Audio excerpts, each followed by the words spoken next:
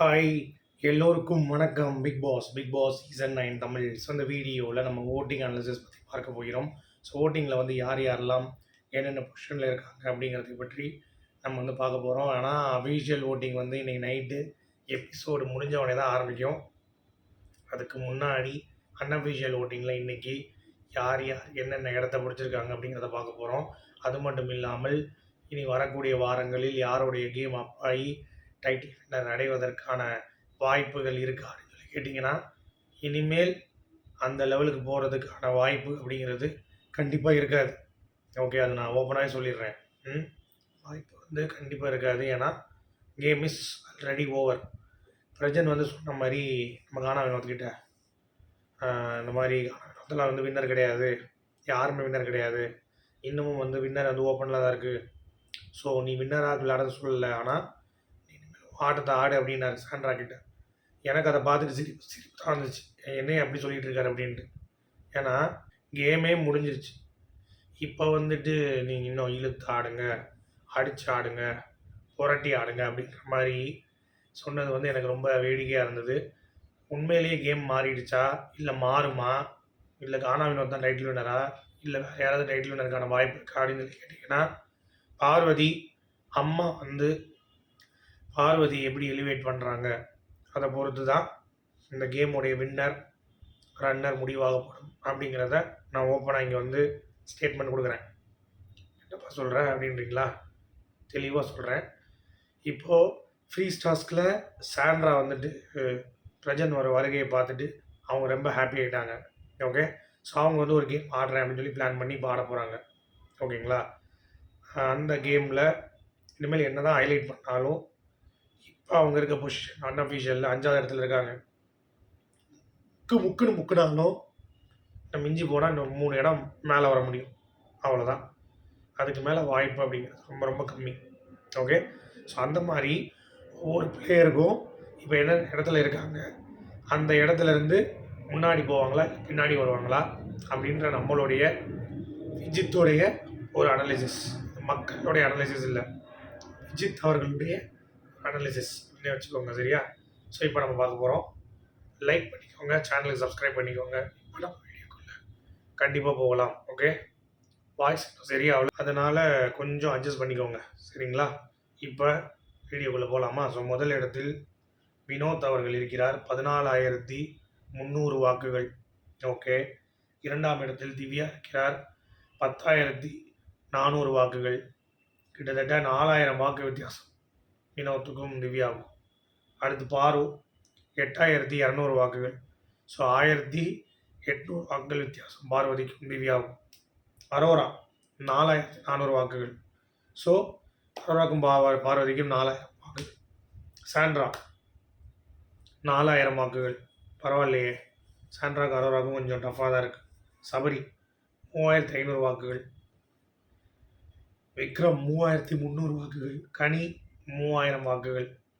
சுபிக்ஷா 2,300. அமித் 2,000. அவ்வளோதான். 2,000 4,000 அப்படின்ற மாதிரி அமித்துக்கு வந்து பார்த்திங்கன்னா கடைசி அந்த நிலைமையில் கொண்டு வந்துட்டாங்க அப்படிங்கிறத பார்க்க முடியுது. ஸோ அமித் இந்த வாரம் ஒரு எவிக்ஷன், சுபிக்ஷா இந்த வாரம் ஒரு எவிக்ஷன். இந்த 2 பேரில் யாராவது இந்த வாரம் வெளியே போயிடுவாங்க. ஒரு ஆள் தான் எவிக்ஷன். ஓகேவா? மிட்வீக் வந்து இருக்குதுன்னு சொல்கிறாங்க, ஆனால் அது ரொம்ப முடியல, நம்மளால் நம்ப முடியல. ஸோ அதனால் அதை வந்து அப்படியே ஹோல்ட் பண்ணிக்கலாம். ஓகேவா? இப்போ நம்ம மேட்ருக்கு வருவோம். வினோத்தை நீங்கள் இறக்க முடியும்னா அது யாரால் இறக்க முடியும்? வினோத் தான் இப்போதைக்கு டைட்டில் வின்னர், அதில் எந்த ஒரு மாற்று கருத்தும் இல்லை. ஆனால் வினோத்தை இறக்க முடியும். யாரை இறக்கணும் சொல்லுவீங்க? யார் இறக்கலாம்? பாரு மட்டும்தான் இறக்க முடியும். ஏன்னு சொல்லுங்கள்? திவ்யாவுக்கு என்ன முக்கினாலும் இந்த ஓட்டு தான், அவங்க பிஆர் தான் இன்ஃப்ளூயன்ஸ் பண்ணாலும் இப்படி தான் வரும். ஆனால் பாருவுக்கு மக்கள் வந்து இப்போது ஒரு 3 வாரமாக பாருவுடைய கேம் பிடிக்காமையே இவ்வளோ ஓட்டு போட்டிருக்காங்க. அப்போ பிடிச்சா எவ்வளோ ஓட்டு போடுவாங்க? அவ்வளோதான் மேட்ரு. அதை பிடிக்க வைக்கிறதுக்கு பாருவுடைய அம்மா உள்ள என்ட்ரி, பாருக்கிட்ட ஒரு கோச்சிங் இந்த மாதிரி பலதரப்பட்ட விஷயம் நடக்க போகுது.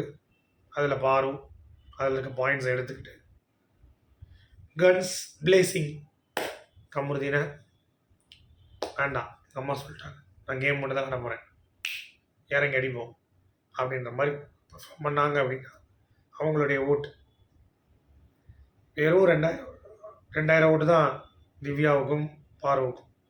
ஒரே அழுத்து மேலே போயிடும். பார்வதியோட அம்மா வந்தாங்கன்னா ஒரே ஒரு அழுத்து சும்மா கிரிட்டு மேலே போயிடும் ஓட்டு. ஓகே, அதுக்கடுத்த வாரம் பார்வதிக்கும் காணவனத்துக்கு எவ்வளோ இருக்கும்? 4000 ஓட்டு 5000 ஓட்டு இருக்கும். ஒரே அழுத்து நானா வினோத்தையும் மேலே கீழே தள்ளி பார்வதி மேலே போகிறதுக்கான வாய்ப்புகள் இருக்குது. ஆனால் கேம் சேஞ்ச் பண்ணணும். சும்மா உட்காந்து தடவிட்டு இருக்கக்கூடாது. கம்முன்னு கம்மையும் போட்டு அடிக்கணும்.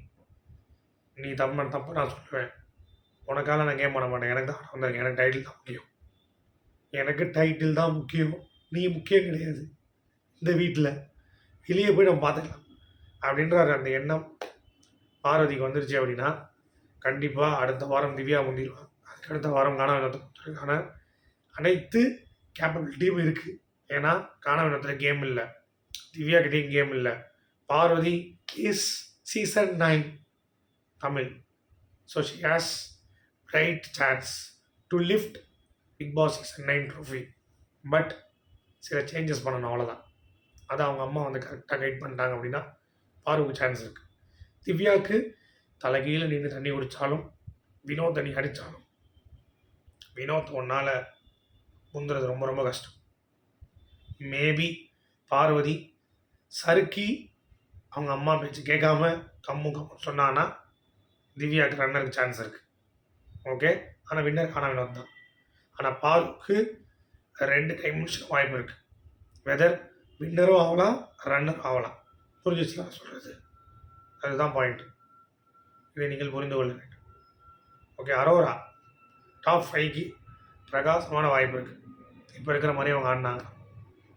சாண்ட்ரா பிரஜன் பேச்சை கேட்டு கொஞ்சம் கேமை சேஞ்ச் பண்ணி நீங்கள் ஆடினீங்க அப்படின்னா அரோரா மேலே போய் டாப் 5க்கு நீங்கள் வருவதற்கான வாய்ப்பு இருக்குது. ஓகே, சபரி ஆட்டம் முடிஞ்சது, என்னால் நடக்காது. அடுத்து விக்ரம் ஆட்டம் முடிந்தது, அவ்வளோதான். விக்ரம்லாம் எக்ஸ்போஸ் பண்ணிட்டான்.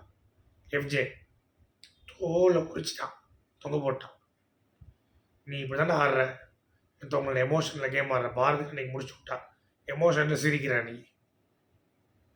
ஸோ விக்ரமுக்கு ஓட்ஸ் இல்லை. அடுத்து கனி இல்லை, இனிமேல் கேம் அப்பாவாது. சுபிக்ஷா அவ்வளோதான், முடிஞ்சு. அமித் முடிஞ்சு. ஸோ டைட்டில் ரேஸ்க்கு 2 பேர் தான். ஒன்று கானா வினோத், இல்லாட்டி பார்வதி. இந்த 2 பேரில் யாராவது அடிக்கிறதுக்கு தான் வாய்ப்பு இருக்குது. ஓகே, ரன்னர் பார்வதியோட கேம் ஸ்டேபிள் ஆகலை அப்படின்னா ரன்னர் திவ்யாவுக்கு போகும். ஸ்டேபிள் ஆச்சு, பட் கானா வினோத்துக்கு ரீச் பண்ண முடியலன்னா பார்வதி ரன்னர் ஆவா, இல்லாட்டி திவ்யா தான் ரன்னர். இதுதான் ஃபேக்ட். மற்ற யாருக்குமே இந்த ஓட்டிங் அனலைசிஸ் வச்சு பார்க்கும் பொழுது இது அன்அஃபிஷியல் தான். அஃபிஷியல் நாளைக்கு நான் 11 மணிக்கு போடுவேன். ஓகே, அதை நான் பார்த்துட்டு நான் வந்து போடுறேன். சரியா? ஸோ மீண்டும் அடுத்த சந்திப்போம். அது வரைக்கும் குட் பை. Thank you guys.